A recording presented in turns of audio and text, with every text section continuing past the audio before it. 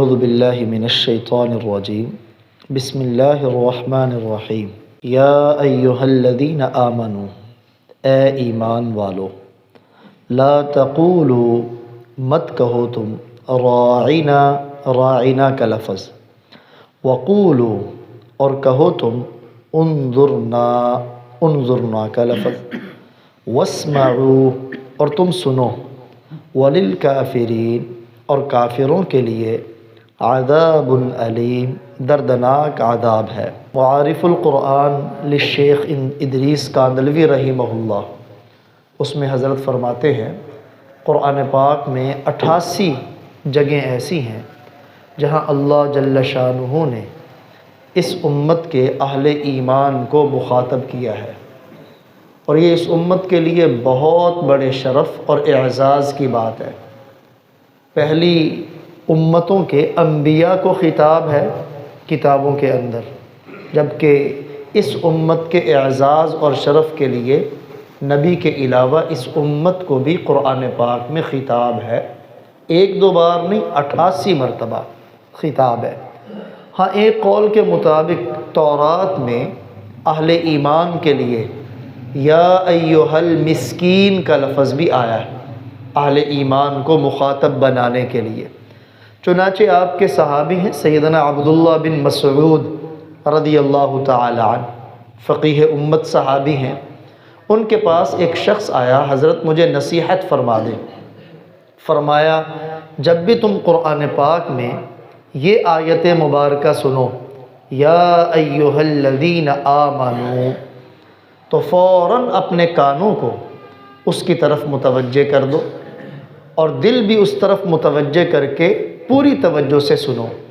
کیونکہ تمہارا اللہ بغیر کسی واسطے کے تم سے خطاب کر رہا ہے۔ اس میں یا تمہیں وہ کسی خیر چیز کا حکم کرے گا یا کسی بری چیز سے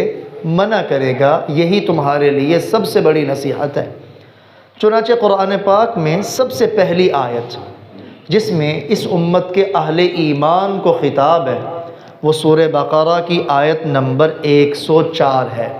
یا ایھا الذین آمنوا، اور یہ پہلا خطاب اہل ایمان کو کر کے اللہ جل شانہ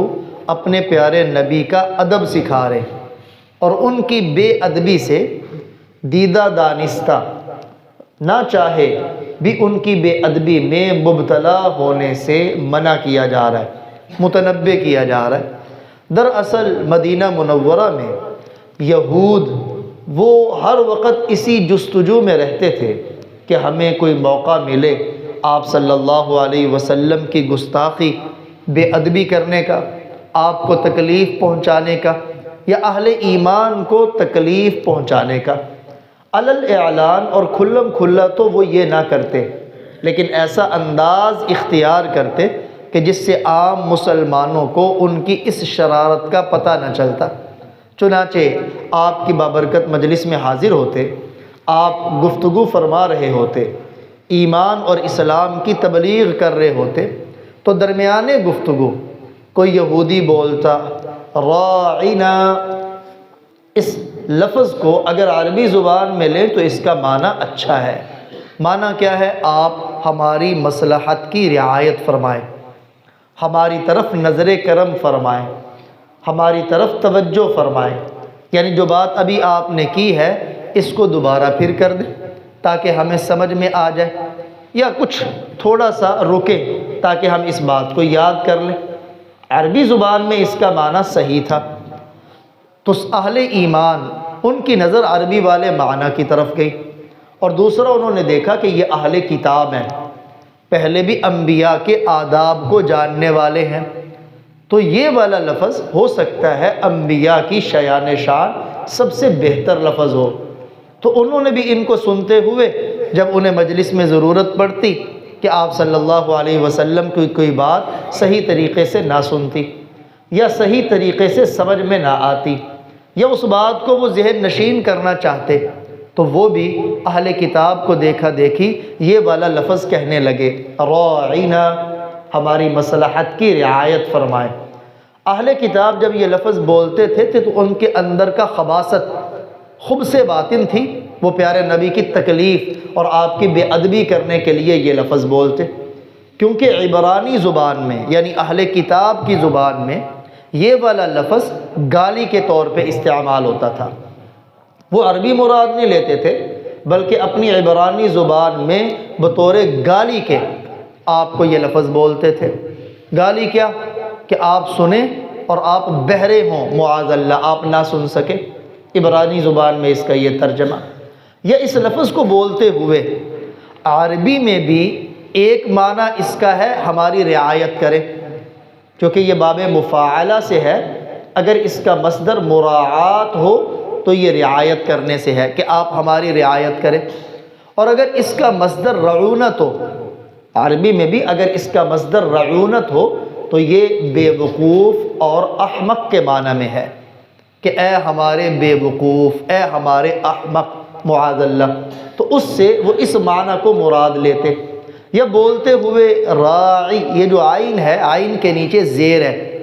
حرکات زبر زیر پیش کا عربی میں ضابطہ یہ ہے کہ ان حرفوں کو کھینچا نہیں جاتا جن کے نیچے کوئی حرکت ہو، تو وہ عین کی زیر کو کھینچ کے پڑھتے،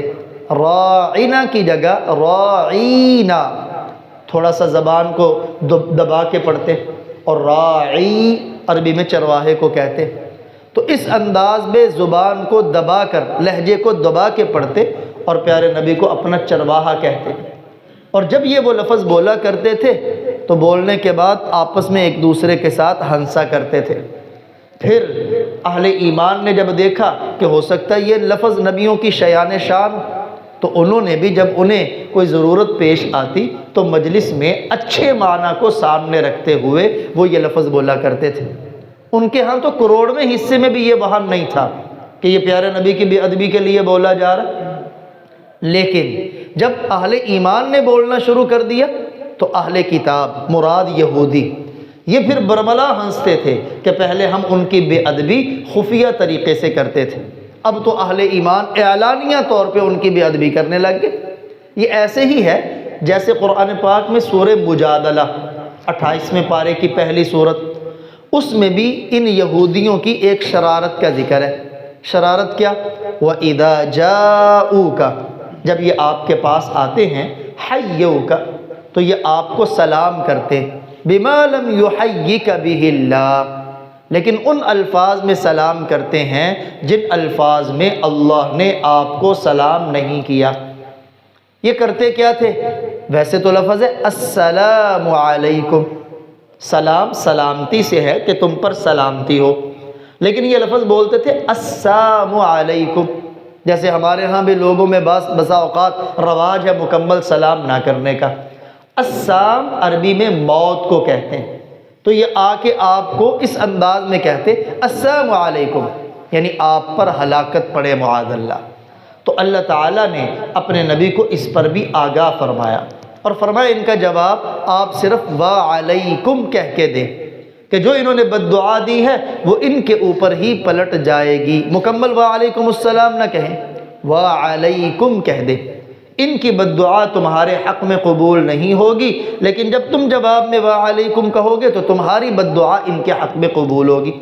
ایسا ہی طرز یہاں بھی انہوں نے اختیار کیا۔ تو دیکھیں اللہ جل شانہ نے اپنے پیارے نبی کے آداب کو خیال رکھتے ہوئے اہل ایمان کو سمجھایا، لا تقولوا راعنا،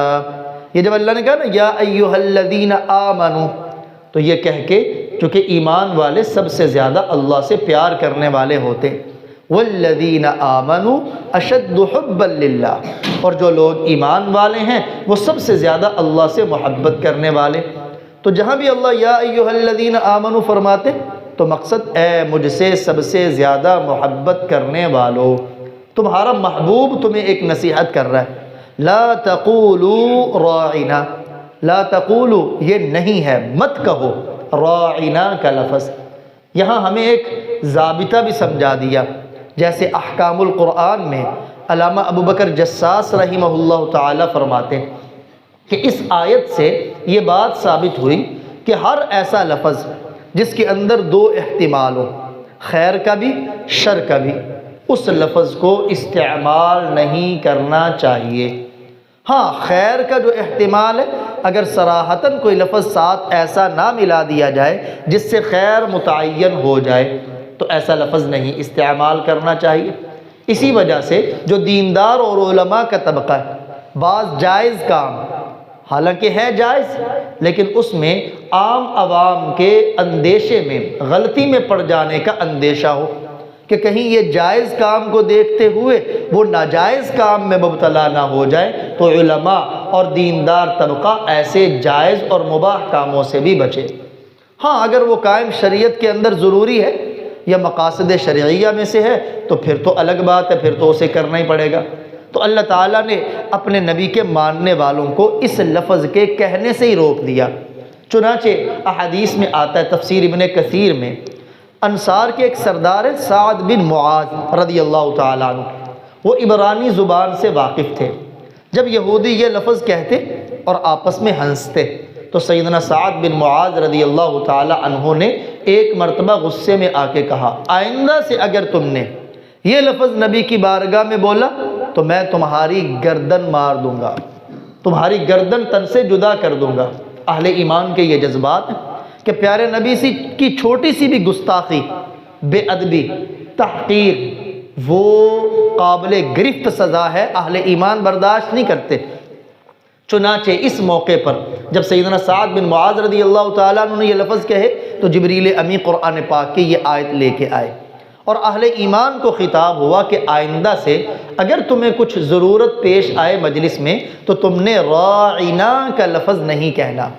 اس کے متبادل تم یہ لفظ کہو وقولو، قال یقولو سے امر ہے قل، جمع ہے قولو، اور تم کہو انظرنا، راعنا نہیں کہنا، انظرنا کا لفظ کرو۔ انظرنا کا لفظ ہماری طرف نظر شفقت فرمائے، انظرنا کا لفظ ہماری رعایت فرمائے، انظرنا کا لفظ تھوڑا سا انتظار فرمائے تاکہ یہ بات ہم یاد کر لیں، تھوڑا سا رک جائیں تاکہ یہ بات ہم یاد کر لیں۔ اور انظرنا کے لفظ میں شر کا پہلو نہیں ہے،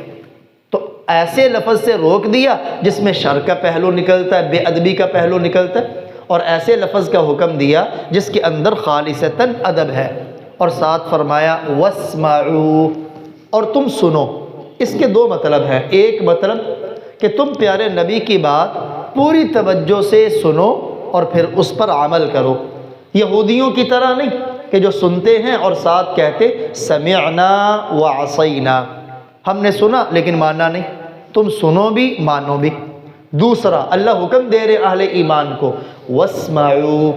جب تم نبی کی بابرکت مجلس میں بیٹھے ہوئے ہو تو آپ کی گفتگو پوری توجہ سے سنو کہ تمہیں ضرورت ہی پیش نہ آئے پیارے نبی کو یہ کہنے کی کہ ذرا رک جائیں، ہمارے اوپر نظر شفقت فرمائیں، ہماری مصلحت کا خیال فرمائیں، اس کی ضرورت ہی پیش نہ آئے، پہلی مرتبہ ہی تم سمجھ جاؤ۔ وَلِلْكَافِرِينَ، اور کافروں کے لیے عذاب علیم، دردناک عذاب ہے۔ یہ جو پیارے نبی کی گستاخی اور بے ادبی کرنے کے لیے لفظ بول رہے ہیں، ان پر اللہ نے کفر کا فتویٰ لگایا کہ یہ کافر ہے، اور ایسے کافروں کے لیے اللہ جل شانہ نے دردناک عذاب تیار کر رکھا ہے۔ تو یہ اہل ایمان کو اللہ کا پہلا خطاب ہے، اور پہلے ہی خطاب میں اپنے نبی کے آداب کو ملحوظ نظر اور مد نظر رکھنے کا اللہ حکم فرما رہے۔